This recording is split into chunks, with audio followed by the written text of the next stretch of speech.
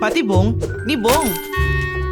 Kwento ni Edgar G. Belda Jr., guhit ni Ara Villena.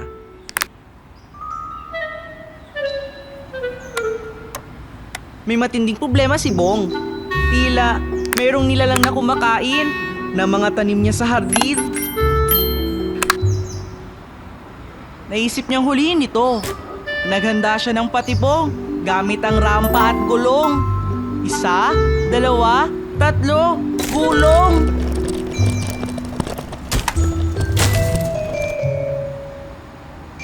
Ngayon naman, gumamit si Bong ng bakal at tornilyo.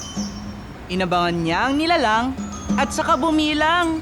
1, 2, 3, talon!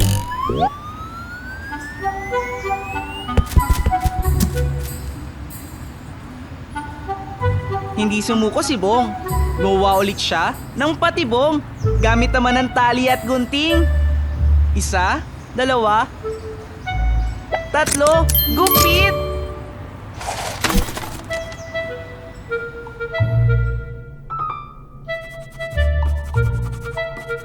Hindi pa rin nagwagi si Bong. Nag-isip siya ng nag-isip hanggang makabuo siya ng siguradong plano. Handa na ang huling patibong ni Bong. Pagdating ng nilalang, muli siyang bumilang. 1, 2, 3.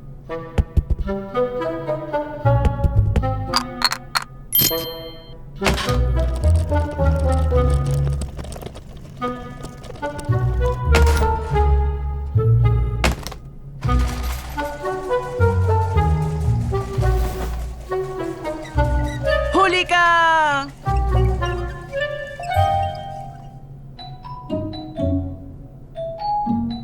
Sa wakas, nagtagumpay rin si Bong. Ang nilalang pala ay ang alaga niyang kuneho.